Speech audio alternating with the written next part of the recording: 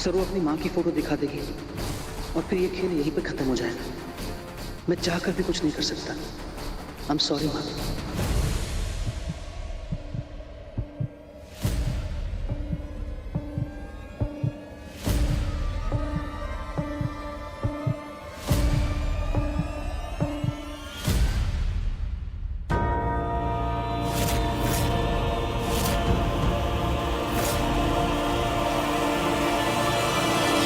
ये देखिए हमारी मायरी की तस्वीर। सरोजा?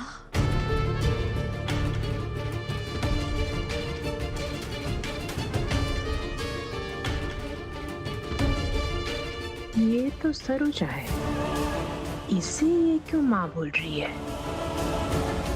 सरू, मैं तुमसे तुम्हारी असली माँ के बारे में पूछ रही हूँ। असली माँ, ये औरत तुम्हारी माँ नहीं है। कैसे नहीं है हमारी माँ? हमारी मायरी है ये, ऐसे कैसे बोल सके तुम?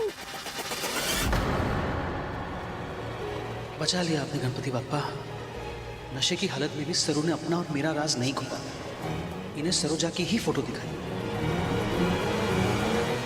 लाखों में एक है हमारी मायरी, दुनिया की सबसे अच्छी मायरी, बहुत प्यारी मायरी। ये बकवास बंद करो। जल्दी से बताओ तुम्हारी असली माँ कौन है? अरे को फिर से बताओ। क्या हो रहा है ये सब? हाँ? डैड, हम तो सरू की हेल्प करने आए थे। हाँ चंद्रकांत, वो नीचे कितना तमाशा हो गया ना, तबीयत ठीक नहीं लग रही थी तो हम उसे दवा देने के लिए आ गए ताकि इसे थोड़ा ठीक लगे, तो वही बस देखने के लिए आए थे। इसे हम यहाँ पे। अच्छा, मुझे सब पता है तुम लोग क्या कर रहे हो यहाँ पे। नहीं, तुम लोग चाहे जितनी भी कोशिश कर लो ये साबित करने की कि सरू मेरी और सरोजा की बेटी नहीं है, ऐसा होगा नहीं। क्योंकि सरू मेरी और सरोजा की बेटी ही है, और इस बात को अपने दिमाग में फिट कर लो।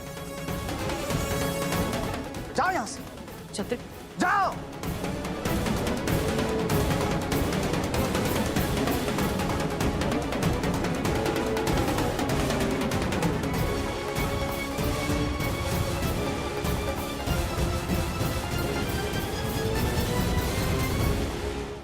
सरू की इतनी हिम्मत, मेरी इंसल्ट की उसने। मुझे लेक्चर दे रही थी और अभी थोड़ी देर पहले बजाज हाउस में सबके सामने वेद के साथ नाच रही थी, उस पर डोरे डाल रही थी। तारा, वो ऐसी लड़की नहीं है। उसके ऐसे बर्ताव के पीछे जरूर कोई कारण होगा। What? नो रमेश, कोई कारण नहीं था। मैं बहुत अच्छे से जानती हूँ इस लड़की को, इसीलिए चाहती थी कि वो वेद से दूर रहे। इन दोनों का कोई मैच ही नहीं है, ना बिहेवियर में ना बातों में। इसीलिए मैंने वेद से झूठ कहा कि मैंने उसका रिश्ता बचपन में ही अन्नपूर्णा जी की बड़ी पोती के साथ कर दिया था। क्या? अपने ही बेटे से झूठ बोला? तारा, रिश्ते ऐसे नहीं बनते। माँ हूं मैं वेद की, फिक्र है मुझे अपने बेटे की। सरू जैसी गांव की लड़की के साथ कोई फ्यूचर नहीं है मेरे वेद का। मैं किसी भी कीमत में उन दोनों की शादी नहीं होने दे सकती। और एक अनजान लड़की के साथ होने दे सकती हो, जिसे तुम आज तक मिली तक नहीं। भले ही वो लड़की अनजान है, भले ही वो लड़की 18 साल के बाद अपने घर वापस आई है, लेकिन उस लड़की का सरनेम है बजाज। अच्छे खानदान, अच्छे खून और अच्छे क्लास की गारंटी है। Enough. अभी तक तो मैं अन्नपूर्णा जी के ठीक होकर घर वापस आने का वेट कर रही थी, लेकिन अब नहीं।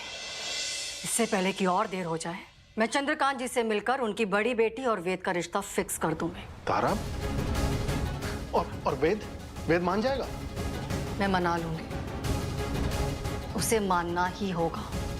झूठ की बुनियाद पर बने रिश्ते खोखले होते हैं तारा, उन्हें टूटने में देर नहीं लगती।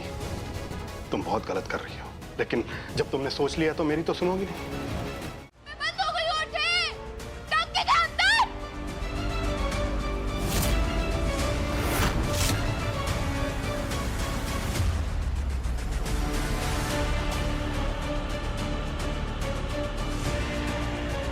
लोग तो मरने के बाद बॉक्स में बंद होते हैं, तू तो बंद होकर मरेगी।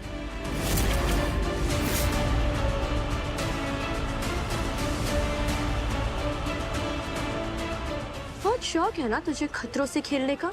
अब देख मैं कैसे तेरी मौत की स्पीड बढ़ाती हूँ।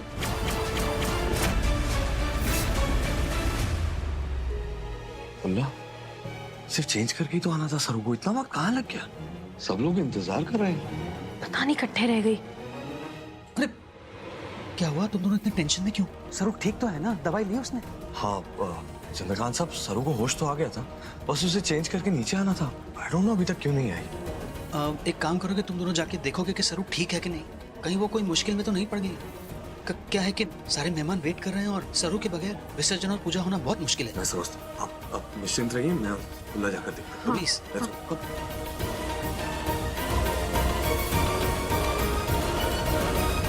कोई है?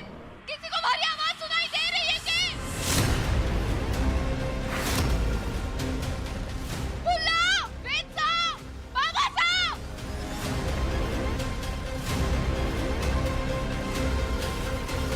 बाबा, पानी